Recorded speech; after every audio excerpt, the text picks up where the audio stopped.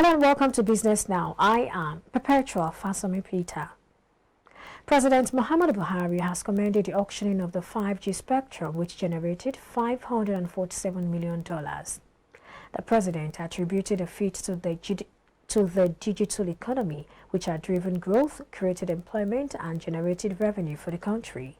The president said this at the National Shared Services Center on Tuesday.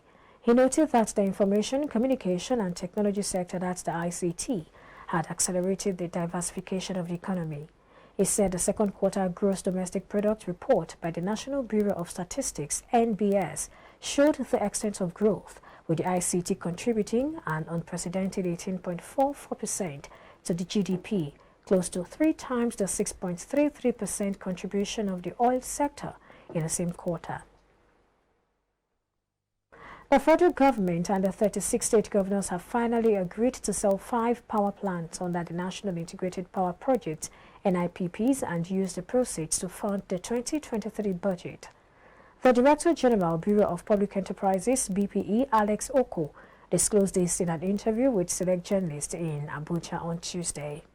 He also revealed that the United Bank for Africa, UBA, had secured a core investor to acquire 60% stake in Abuja Electricity Distribution Company, while efforts were ongoing to get competent investors to repossess the majority shares in other 4 discos that were recently taken over by financial institutions. President Muhammadu Buhari has transmitted the Finance Bill 2022 to the National Assembly as the Federal Parliament is billed to pass the 2022 Appropriation Bill by Thursday. Speaker of the House of Representatives, Femi Gbajabiamila, at the plenary on Tuesday, read out the cover letter of the President on the bill, which was titled, Transmission of the Finance Bill 2022 to the National Assembly for Consideration and Passage into Law in support of the 2023 budget. In the bill, the federal government proposed expanding the tax net and more equitable revenue sharing formula and allocation to state and local governments. Meanwhile, the House Committee on Appropriation is expected to lay its report on the 2023 Appropriation Bill on Wednesday. Stakeholders in the livestock business have called on insurance companies in the country to educate people in the business on ways to protect their businesses against unforeseen occurrences. iBrandTV reports that the traders have continued to lament the loss experienced in cases of an accident when transporting the goods from the north to the west. Christmas season comes with various business activities, especially the sales of livestock. The business is mostly dominated by Northerners who travel with animals like cows, rams and goats with trucks from the northern to other parts of the country, thereby making the business very risky. Some of these traders lamented the huge loss they incurred recently in a multiple accident. Anybody you see in this kind of business, not all of them are educated. And you cannot bring anything pertaining to insurance into this business, then they will even listen to you. Because they believe they don't know how to go about it. This year now, our motor, like 3 motor get accident for road. 1, 12 people die. The second one, 7 people die. The remaining one now, they say na cow and goat, and it dies. And all those ones, we not get anybody, you can feel cover us. We not get anybody. I said anybody will carry on, now he carry on by himself. Yes, we are doing insurance now. We are doing insurance to pay Jangale, Rabano, everything for the road. Now him is our insurance. The traders said they would have loved to take advantage of insurance policies that can protect their businesses against loss, but do not know much about it. If the insurance company can come out doing their awareness, televising, all those things through the media, I think maybe they will get to understand what the insurance is talking about. Most businesses initiated by Nigerians tend to go into extinction for lack of insurance cover.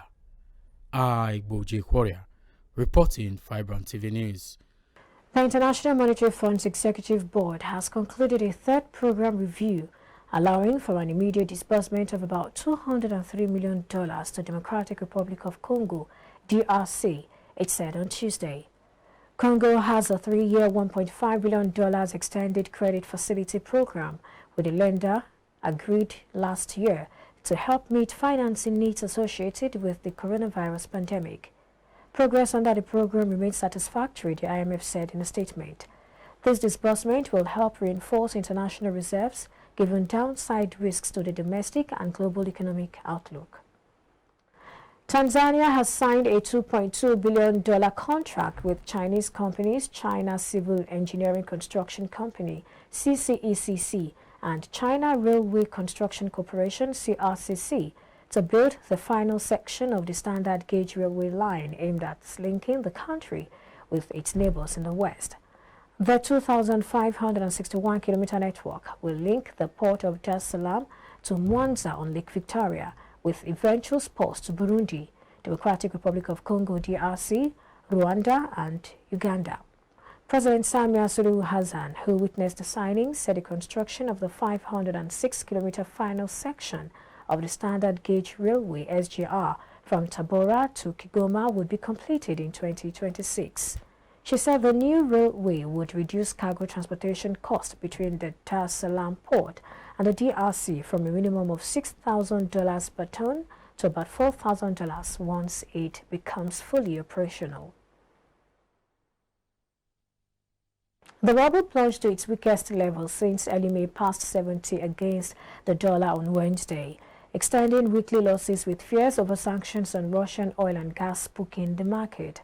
By 7:13 GMT, the ruble was down 2.1% against the dollar at 70.31 after hitting 70.6775 earlier.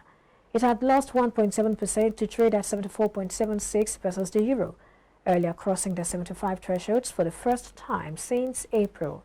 It had shed 1.75% against the yuan to 10.06, a near 7-month low. The ruble has already lost more than 7% this week against the greenback and around 11.5% since a cap on Russian oil prices came into force, but remains the world's best performing currency this year, supported by capital controls and an initial collapse in imports as a result of Western sanctions over Russia's actions in Ukraine. That's a package on Business Now for today. Many thanks for watching. My name is Perpetua Fasami Peter. To enjoy the rest of the day and bye for now.